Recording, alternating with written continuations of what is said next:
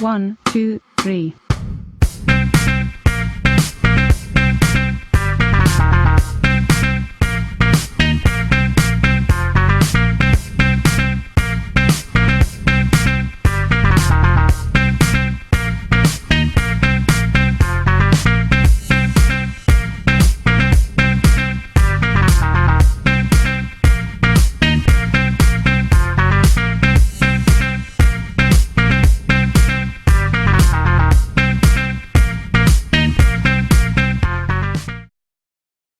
Si je vous dis manga et poulpe, vous me dites hentai. Bon, oui, ok.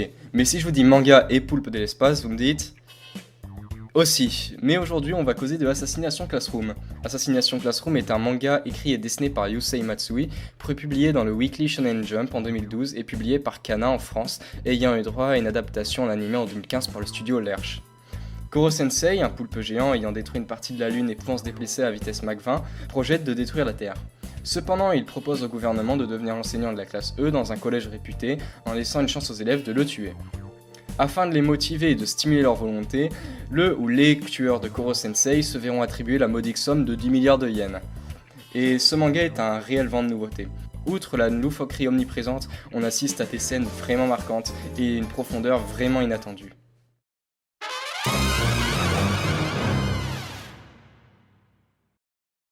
En effet, dans cet animé, on découvre le fonctionnement d'un campus collégien japonais qui fonctionne grâce à un système élitiste. Le directeur est un personnage odieux et intelligent et aussi passionnant. Pour assurer des résultats satisfaisants de la part de la plupart des élèves du collège, il crée une élite qui toise les moins bons élèves de la classe E. En effet, les classes sont réparties par niveau, la classe A étant la meilleure et la classe E la moins bonne où les pires cancres que l'on considère comme ratés étudient. Et c'est grâce à la pression sociale que les élèves travaillent comme des fous pour ne pas terminer dans la classe E. Cela étant possible grâce ou à cause de la moquerie omniprésente contre cette classe.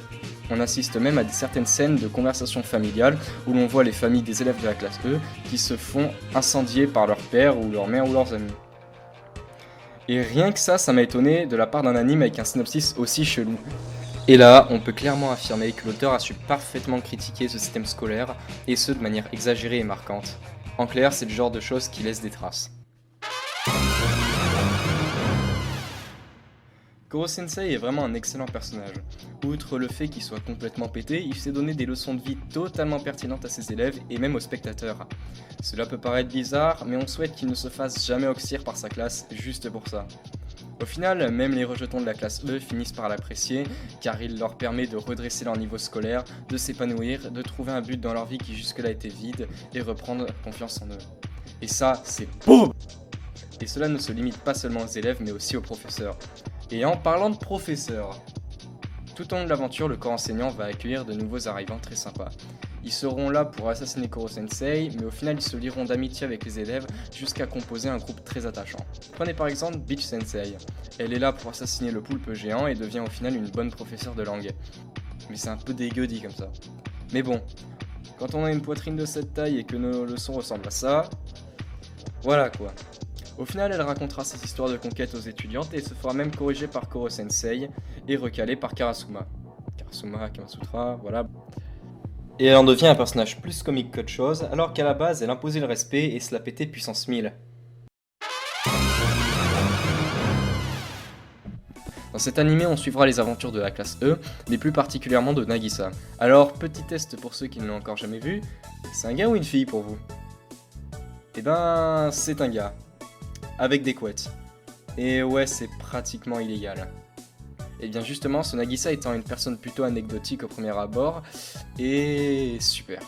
On peut enfin réellement s'identifier à un héros, parce qu'il a rien de spécial, il est pas vraiment beau, pas vraiment moche, pas vraiment fort, pas vraiment populaire, ou ce que vous voulez. Et ça c'est cool. Enfin, bien que par la suite on apprend qu'il est pas si lambda que ça, mais bon, voilà quoi, vous m'avez compris. Et vous pourrez noter que pour l'instant je n'ai toujours pas fait rimer le mot tentacule, et ça c'est une bonne chose.